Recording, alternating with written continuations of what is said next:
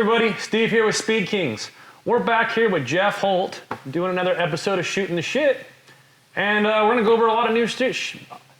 We're going to go over a lot of new shit that has happened since our last episode. What's up, Jeff? How's it going, man? Good, man. Just kind of doing my thing, man. Yeah. So I know, like, on our last episode with you, you know, since then, a lot of shit's changed with your life and what you're doing now and what you have going on. And talk to us. Let's hear basically, myself and Hot Bike and Street Chopper and Baggers have parted ways. Mm-hmm. The current climate of print media, as we know, is circling the drain. So it kind of was time for me to jump off. You know, we kind of parted ways. Yeah. It's been good, you know. Well, 10 years. It's kind of a rough time to kind of get jettisoned or shit off the back and figure your own way. Yeah, for sure. That's got to be a little nerve-wracking. It was a little daunting, but I mean, I've owned my own businesses before, bought and sold them, came up with my own industries before, so in the bicycle industry. So I kind of was going that way anyways, doing some marketing with people, starting my own media circus, doing some PR for some people, just kind of doing rad shit for rad people. Hell yeah, that's the best thing to be able to do. Yeah. So what do you got going on now? Like I said, I'm starting an entity, and it's going to be called V-Twin Visionary. Oh, cool. And it's more of it's not just a website or anything. It's more of a culmination of riders, builders, fabricators, painters, and it kind of is more focused on their lives rather than the final product of the bike. Gotcha. Kind of encapsulating the culture. Yeah, a little bit more. Yeah. You know, there's really good sites for like cafe bikes and really good sites for you know, street bikes and this and that, but there's no real solid hub of activity for V-twins. Yeah, the kind of performance-based scenario. Yep. So, I mean, as we know, the market's going that way. Yep. You're making a living out of the market going that way, and, you know, I definitely thought it would be a good time, and that's kind of how I was trying to steer the other brands I was working for as well, but you know, it still got caught up with ape hangers and candy paint jobs and all that other stuff. Yeah, always trying to mix those things together to try to get a vast audience instead of just directed towards one. Right, and you know, trying to keep things enthusiast media is a little hard these days for a billion-dollar-a-year corporation such as the one I used to work for. Yeah, for sure. I know we have we all constantly get phone calls at the shop asking about, you know, weird stuff for road glides and baggers and all this, and I'm like, I don't know, man. I honestly have no idea because I've never messed with those bikes. Right, and I think it's really cool. You know, somebody like you is doing your thing with performance. You know, Dale at MJK's doing his thing. Yeah. Sasha's doing his thing. You know, Brandon at Speed Merchant's doing his thing, and it just opens this house of cards that can't be toppled if everybody's doing that. It's such a legitimate thing that everybody's doing. It's so pure. Yeah. And I just want to kind of be a mirror of that to the rest of the cycling community, you know? Yeah, no, that's very cool. So what is your goals to do with this new project? You know, it'll be, of course, all over social media. I'm going to be having a couple events every year. I will have a print product. I'm deciding if it's going to be print on demand, if it's going to be a book-a-zine or a hardcover book or, you know, just a regular magazine. But there will be a print product, more of an annual. Cool. A buddy of mine in Australia does an annual in the cycling industry, and his is just beautiful.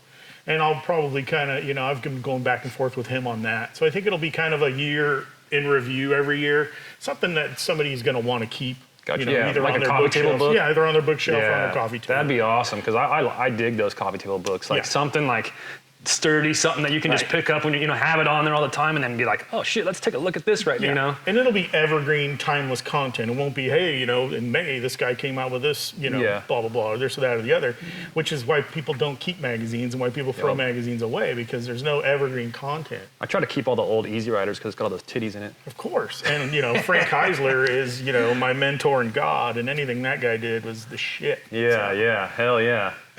No, that's cool, man. Yeah. So, I mean, I'm doing that, and I'm also helping a lot of small American-owned companies out with kind of their PR and their marketing and kind of getting them focused on their product line for the future, you know, forecasting, things like that. Yeah, for sure. Yeah, with going on forward with like the performance stuff and seeing that people aren't really as focused on it as they need to be with the market the way it's going. And I know myself and Ryan Loughridge, we're recently putting together an event in September called Dyna Days. Yes. And that's going to be something that we're really going to work on and really try to get some people involved in this. And we love for that you're going to be involved. Oh yeah, in I'll it. be involved, emceeing it on the mic, blabbing away. Yeah. I think it's going to be a really cool thing. Yeah. Bring performance stuff to maybe an audience that is on the edge of that doesn't really know how vast that market is already. Yep. I think that's a really good thing. And keeping it focused more towards dynas, because there's still, no matter what, even with the new Softail, that's still 99.9% of the deal is Dyna's FXRs. Exactly. I mean, there's so many years of those bikes, it's never going to go away, even though so many people got so mad at the new models. I think we touched on that last time, but I mean, you got 30 plus years of bikes to still fuck with forever. Right. I mean, it's crazy everywhere I've gone, whether it's, Japan, Malaysia, Europe. It's been crazy to see that performance thing. Yep. It used to be all just a mirror to whatever we were doing 5 years ago. But I think with the internet and social media, those guys are really stepping it up. Oh, for sure. Plus, those guys have performance bikes in other realms, Yep. whether it's a street bike or even performance scooters or anything like that. The Asian companies and the European companies already have had a bit more performance tastes than we do. Yeah, so for we're sure. actually a little behind on that. I agree with that. So yeah, it's going to be very interesting to see what happens. I think, especially like you touched base with in those other countries, because I've been seeing a lot of cool bikes coming out of those countries. Yeah, it's going to be cool. Pretty fucking insane. Yeah, I'll be going to Malaysia again this year, Japan this year. I'm going to try and get to Australia as well in probably December when it's the hottest there, of course. Yeah. And just really, I'm going to be moving around a lot with this V-Twin Visionary thing and doing a cross-country tour as well, meeting builders and cool bike shops and things like that. So, I'll definitely have the temperature of what's going down all over the world by the end of this year. It's going to be cool. That's going to be really cool. Yeah. I'm very looking forward to that. Being able to see things from other countries in more detail than just like Instagram and stuff, I think will be a very key component to this. And I really want to get the builders, who they are, their aspects of why the builds came together that way, or just seeing these guys' shops has been insane too. Like some of these shops are beautiful state-of-the-art shops and other ones are just shacks. Yep. So it's really, and you see some of the nicest bikes come out of these tiny little shacks. Yep, for sure. So with all this performance talk and everything, what do you got right now that you're working on that's your focus of builds right now? The main focus is still the Milwaukee 8 FXR. Oh, that's right. It's still my bike. Even though hot bike still, it was a hot bike project. So we're going to finish that as a hot bike project. Mm-hmm. I'm working with Danny Wilson, Motor Witch, working with the guys at FXR Division.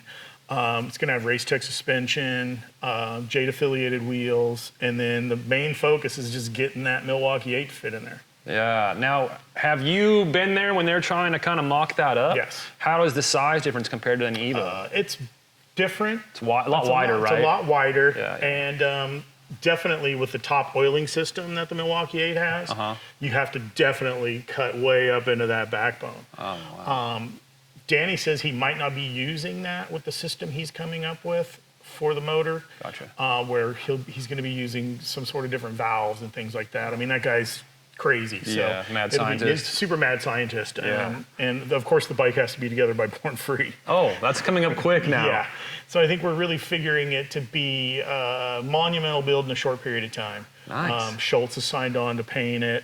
So, it's just a matter of getting everything done. But I know that Justin at Torch is finishing the frame now. So Danny will be getting it back together and get it running and then blow it all apart and have it painted. Nice. And then I think the best builds come out when they have pressure like this, though. I agree. If you have no pressure on a build, then it's like, you're just kind of doing your thing. But if you have pressure on a build, it's like, man, that's when the best ideas come out, and you got to make shit happen. Yeah. Speaking of that, I have another build that's due by Sturgis as well. Oh, nice. I was invited to the Michael Lichter show personally, and it's a personal build. Luckily, I know all these great guys that help me with these builds, but this one's going to be me. And I'm starting with a 2012 Road Glide. Nice. And Chris Eater at Epic Moto Company is going to send me one of their tracker kits for it. Nice. And it's super lightweight kit. Going to be doing all sorts of crazy shit. It's going to be running 49 millimeter late model bagger trees with 49 millimeter Dyna forks with all sorts of crazy stuff. So this bike will be pretty nuts too. Yeah. And it'll be on display the full time at Sturgis at the Buffalo Chip. Nice. Hell yeah. Yeah. Then you got a little bit of a full plate. Full plate. Yeah, we're continuing our build on our 2018 bike right now. We just got some pictures in of our prototype shock that Russ Wiedemont Designs and Walker Evans Racing did together. Pretty excited about that. We plan to do an aluminum swing arm from Speed Merchant and a polished Gigacycle front end on it. That bike's gonna be so bad. I'm pretty excited. I'm still split on what fairings and stuff to run. I have a passion for the FXRT fairings. Yes. I mean, I just love them. So I'm trying not to build the same bike as to my Dyna, but I love T fairings too, but man, they cover up so much real estate on They the bike. do, And I mean, also. especially, you're trying to sling those Gigacycle forks, and it's hard when half of it's covered up. It you know? is, especially the money shot's going to be covered. Yeah. I know. I mean, on the daily Dyna, I have a T Sport fairing, and it covers up like almost that whole ODC front end. And Will at ODC is always like, "Oh man, can we get some more shots of that fork?" And I'm Right. like, well, oh. Yep. I can't go fairingless. I have recently found out that I'm a big wuss when it comes to going 90 miles an hour without a fairing. I'm Mr. Fairing and Mr. Full Face. You know Yeah. what I mean? Oh, Like, yeah. I'm Mr. Covered Up now. Yeah. It used to be, ape hangers and a peanut helmet that was flying off the back of your head, dude, Yeah. bugs in the teeth, and Right. your tears going back, man. Now I can't even go 20 miles an hour without a full face. Yeah. Speaking of, I got a funny story. When I riding in a 3/4 helmet one day, I really learned quickly never ride behind a horse trailer. Oh, good. I don't know if I got to explain that one, but you can imagine. Oh, man. I remember riding to Sturgis once, and I had just a peanut helmet on, man, like the full tiny little one, man. And we were just bombing. I was on my shovel head, just bombing, man. And we just kept going and going and going and going and going. And, man, I ended up at the end of 2 days getting, I would say, thumb-sized just welts on my face. And some of them were windburn, some of it was sunburn. And I was like, man, after that, I'm not even dealing with that. With this beautiful face, how can I do that? You can't mess up the moneymaker. Oh, man, damn. Oh, man. It's funny, but just drinking the whole fucking time, not even caring. Yeah. Pull off to the side of the road. That's what's great about being young and riding motorcycles. Man. Yep. Not having an old lady or a wife or kids, dude. You just stop at everything, undo a bottle, drink a tall boy, and get back on the bike after your peanut tank's full. Yep. Those days are long gone. Going for another me, 65 man. miles. Yeah, those days are long gone for me. I'm like, man, I'm just gonna take the bagger this time. Oh yeah, I'm already there, man. I can't. I rode the 2018 for a while without a fairing, and at 90, I just feel like I'm getting yanked off the damn bike. I mean, I got the Saddleman seat on it now, so that definitely helps keeping me locked in. But it was just like fuck. Yeah. I forgot what it's like to ride without a fairing. No, it's crazy when you think about it. It man. really is. Especially if you've been riding a T. I've been riding a T fairing, and it's got an 18-inch windshield on it. It looks like a cop. Like. Yep. Yeah. Tucked It's back amazing, behind there, checking your emails, reading a book. This year we rode to Sturgis. I rode to Sturgis on that Indian, man, and it had an adjustable windshield. Yeah, I've seen those on the Chieftain. Oh, so awesome. Yeah. Man. It was like the Roadmaster is what I rode, and it would just, but it was funny when it get rainy, you'd lower the windshield just to the point where you pop your shield up and you had 1 inch that you could see. Oh shit! And I mean, that was like bliss. Because every time you ride to Sturgis, it rains half the way, or it's 90 degrees. So that adjustable windshield is pretty rad. So that's the old man tip of the day is adjustable windshield. If you want to ride miles and be comfortable. Yeah, I still give. I give mad props to those guys. They're still traveling around on like old choppers and going. Panhead tons of Billy, miles. man. Yep. That dude crosses the country. Every year, right? Yeah, all over, man. That's on crazy. that Panhead, man, and you see that thing, and you're like, how does that fucking thing even go a mile? Right? Yeah. But he knows every single part of that bike, man, and has rebuilt every single that part multiple times. That's crazy. There's still some old real bikers out there, but they ain't me. No, yeah, for sure. That's for damn sure. Oh fuck. as we both drove here in our cars. Yeah, we did. Yeah, you know, I almost pulled the bike out of the van. I have a bicycle in my truck, so that's kind of 50-50. Yeah, that's true. Yeah, you can. I'm gonna go hit some dirt jumps after this. well, you can sit on the back of the bike and we'll just drive your truck for you. Yeah, I mean, I've had my share of old bikes. My first Harley was a '69 Ironhead that I bought. Pretty much bone stock and built a chopper out of it, like David Bird bolt-on hardtail, you know, always on lowbrow customs every night. Like, oh fuck, I hope I have enough money this paycheck to buy this fucking part, I need that you know. oil bag. Yeah, fuck, man, you know. But man, that bike was super fun, and you know, had a blast on it. And I've had a few old bikes since then with the, you know, you always have those stories of breaking down and getting fucked. You know, what's your favorite story? I ended up taking I had a 76 Shovelhead FLH. It was just a bastard, you know, stolen parts, these parts, that parts, you know, just whatever I could buy at swap meets. And my uncle helped me, or my buddy's uncle helped me put it together. And we were just fucking riding around aimless. Went to southern Utah. Just my grandparents are buried in Cedar City, and we're like, oh, you know, let's just go Cedar City. There's this, in downtown Cedar City, there's this gigantic geisha girl neon sign. And that was kind of the deal. I told these guys about it, and this was pre, you know, cell phone, internet, shit. And we ended up just riding out there to see it. And, you know, get out there, everything's fine. Spend the night just in some dirt lot. And then next morning, bike would not kick over, bike would not start. We checked everything. Yep. You know, it's always one of three things. Checked all the three things and couldn't figure it out. Ended up, you know, hidden wire to the ground. So we chased that wire, fixed it. We got exactly 2 miles, and my buddy's bike breaks down. Nice. Same scenario, just ghosted it. Wow. His was, of course, stator. Just destroyed in there. No joke. Didn't even make it to the Arizona border, and the third guy's bike broke. Damn. And it was pretty much, you know, 3 dudes on 3 shitty bikes, and all the good luck we had riding together all the time was up. Yeah. You used all that good luck on the way there. All that good luck was just fucking gone. And it ended up being, you know, the worst time we were having it. Like, you know, the 2 guys got in a fist fight over the third bike, and it was 90 degrees out, and you know, it was fucking Utah, so you had 3-2 beer only, so everybody had its stomach aches instead of a buzz. And it's just fucking sweating and fucking...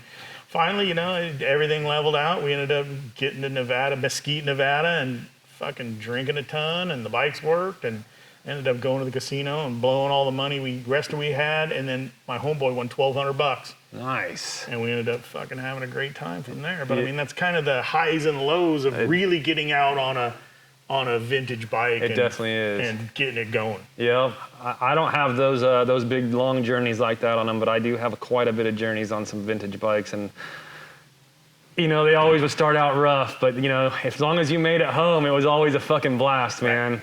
Yeah, I mean, you know, like my first FXR was a Shovelhead, dude, and I had that thing for like 8 months, and that was it for me. Yep. I had to get an Evo one. It was just like every time that bike was just had so many ghosts in the machine, and I hated that bike. But, you know, it's a love-hate though. Yeah. I've had a Shovelhead that I absolutely hated to love. Yeah. You know, it was fun, but we had a good. I mean, I remember we took that bike out to Hazard County. We rode it out there to Santa Barbara, camped out for the night, in the same scenario. Next morning, that fucker would not start. Sitting there, we must have got kicked over 250 times, and all of a sudden, finally, it fires up. And then it jammed us all the way home, like 80 miles an hour, nonstop, you know, fighting the wind, riding sideways, you know. You do, man. And it's like, wow, it made it all the way home without any issues, you know. It's nuts, man. Yeah, the gremlins, man, but yeah, there's times where that's so much fun and so cool and part of why you own that, and there's other times, man, you just want to get on the bike, push that button, and go. Yep, exactly. You don't even want to prime a carb, you don't want to do shit. No. You know, you just like, you know, that throttle body and all that other shit is magic. Yep. And I mean, that's what's really cool for, you know, guys of any age. You know, you can have an old piece of shit that's not dependable, and you can have a brand new bike that's just as cool to a lot of people that you can just push button and go. It is definitely like when when I got rid of my last kick bike and got, the Dyna and pushed the button. I mean, and my Dyna's never been on the side of the road. Somehow, but it's never left me on the side of the road. And I mean, fuck, that says a lot, because I've done a lot of miles on that bike, and that one's taken me to Mexico and all over the place, and it fucking always comes back home in one piece and not on the, besides the damage I personally, done by putting it in ditches and shit, but that's my own fault. Yeah. We've done a lot of trips on the old bikes. We've done a lot of trips on the new bikes. I personally love camping. I love going places. I love, hanging out with people, doing events like Hazard County, the Crick Out, things like that. What's been like some of your most memorable favorite event trips? Oh man, there's so much. And traveling as an editor too, I got, invited to different shows, but in between these shows, the guys of these countries or states or places always like, hey man, we got an extra bike for you. Yeah. You want to go for this ride? And that's always really cool for me. I mean, whether it's, a standard ride for me, like, Tennessee is probably one of the best places you can ride. Yeah. I mean, by and large, you got, the Blue Ridge Parkway, you've got Tail of the Dragon. I mean, these crazy monumental riding places that, there's no other like that. That's a really good place. I mean, in the United States, one of my other favorite places is Southern Utah, just riding around there and just, Green River or Moab or all that stuff, that landscape, and the roads are always really nice. Even Southern Colorado, those are two pretty good things. I've ridden in Canada a bunch, Mexico with you a couple times, and those are really cool places if you're just out by yourself or with a couple of friends or whatever. But kind of some memorable things. Chopper Dave and I were in Malaysia this year, and for the show, and it's super crazy, man. Like, Chopper Dave and I show up. These dudes are like, here, you can ride the Sporty, Jeff. And Chopper Dave was on a Ducati Scrambler that was all modified. Both bikes were pretty cool looking. A place called Beautiful Machines did both bikes. And we're in Malaysia with like 20 people, whether some guys on some baggers, some dudes on these crazy bikes, and some guys just on some little Asian chopper things. Uh-huh.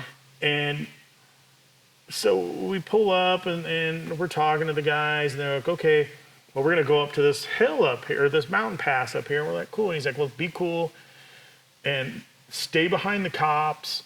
And then at a certain point, they'll wave you past them. I'm like, what? And Dave and I are looking at each other like, what the hell? Yeah. So the cops weren't even there yet. So all of a sudden, 3 cops show up on motorbikes, BMWs, super nice ones. 2 guys in the front, a guy in the back, and all of us in the middle. Dave and I, we like to ride. We like to get down. Yeah. So and we're both on nice bikes for doing canyon carving and all the other stuff. His Ducati's a little better for it than mine. Yeah. My tire had mine had some crazy, chunky tires on it. And it was so badass because what they told us was true. Like, we get, they're blocking traffic, getting all the slow things out of the way. And it's a 2-lane highway. Huh. 1 up, 1 back, yellow stripe in the middle. Yeah. Like, it's tiny. Yeah.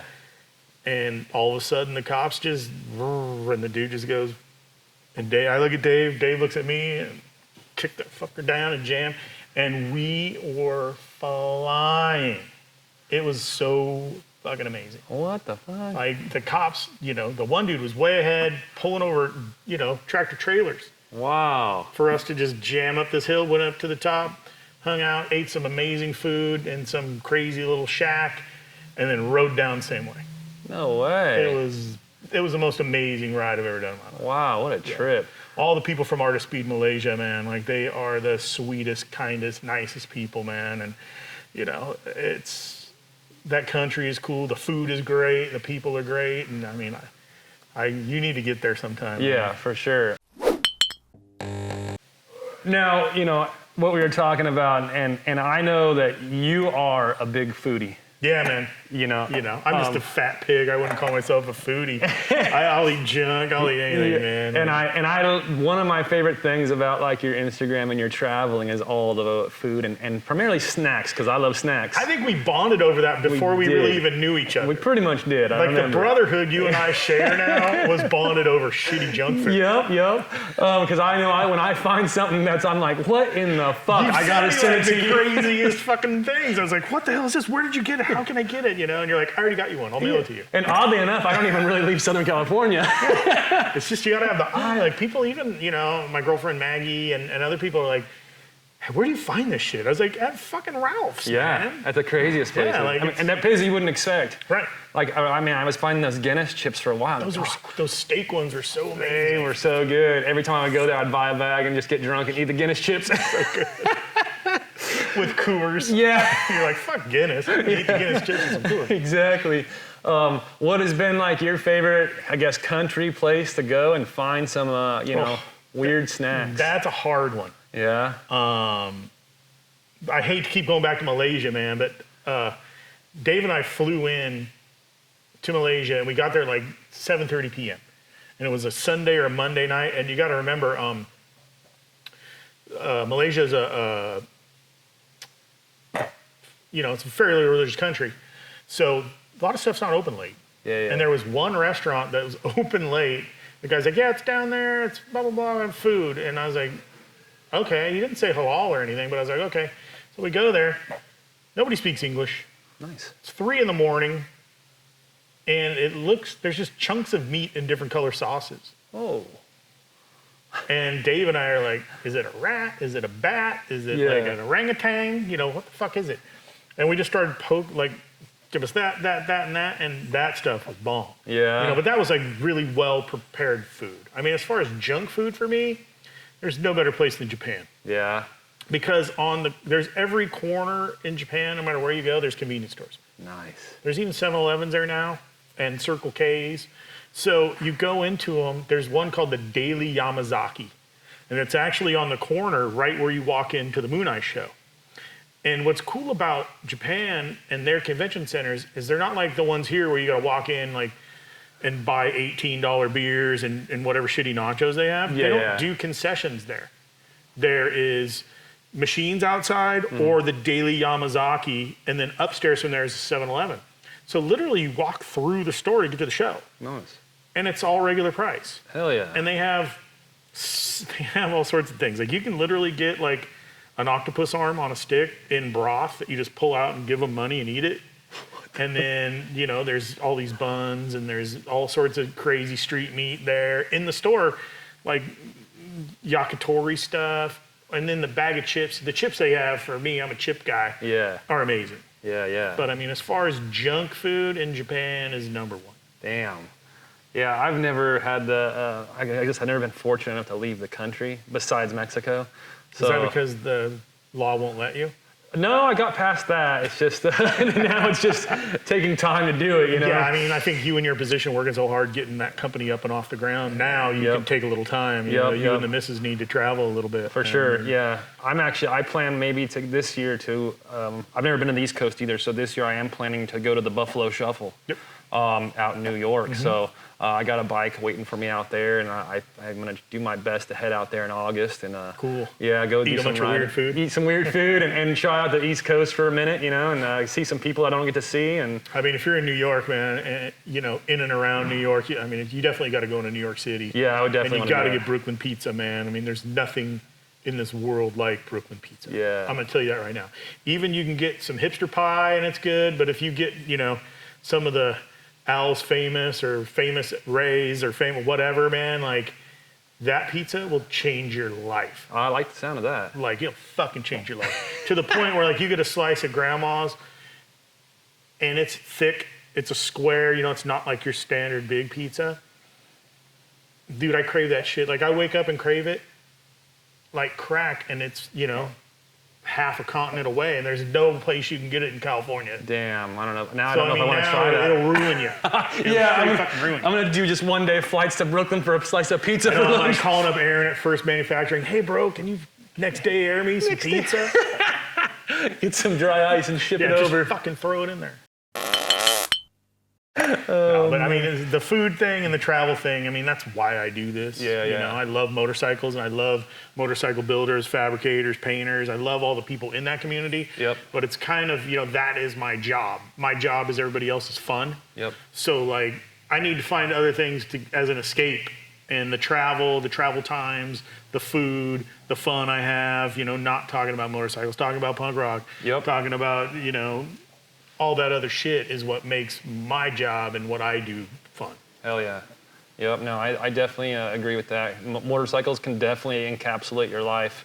I mean, I live, eat, breathe this shit, but Yeah. it is definitely fun to get away and not think about them sometimes, you know? Yeah. Just decompress so you can get ready for the next week. Right, for sure, man. I'm all about that. Well, I know you got kids and a wife, man, and you know, I got old lady and kid, and it takes a lot to be able to do work and family Yep. and fun, and you know, you got to stack all that shit on top of each other and Yep. make sure everybody gets their equal, or hopefully make sure everybody gets their equal piece of the love of Yep, the exactly. Steve pie. You know? Yeah, So, exactly. I mean, I know it's a hard thing to achieve, man, but it's like I say every time I see you, man, I'm really proud of what you do. Appreciate that. I'm really stoked to see how all the shit's coming together for you and all the people, you know, online and all the companies you work with, just all that shit, dude. Like, it takes a lot of hard work, dude. Yep. And a lot of people don't understand what that takes that have regular day jobs, Nah. 9-to-5ers. Yep, for sure. You know, I know their jobs suck. I know their jobs are hard. But man, when you try and fashion something from the ground up that's your own, it's an impossible task. Yep. And for you to get to any level of success with it is, I mean, that's its own reward. Yeah, for sure, for sure. You gotta love what you do, man. And Yeah. I love what I do. Yeah, me too. I'm very fortunate. And this new leaf of my life, man, I'll be 50 this year, is it's a really cool thing for me to do, you know. Yep. I'm gonna bust my ass to make it happen. Yep, that's all you can do, man. Yeah. Well, hell yeah, Jeff, man, I appreciate you coming on the show again. Anytime, and, dude. you know, I talk. love you, man. Yep, for But, sure. you know, The it's feeling's cool, definitely man. mutual, man. And we'll be doing more stuff together here shortly. Definitely. Right on. Thanks, brother.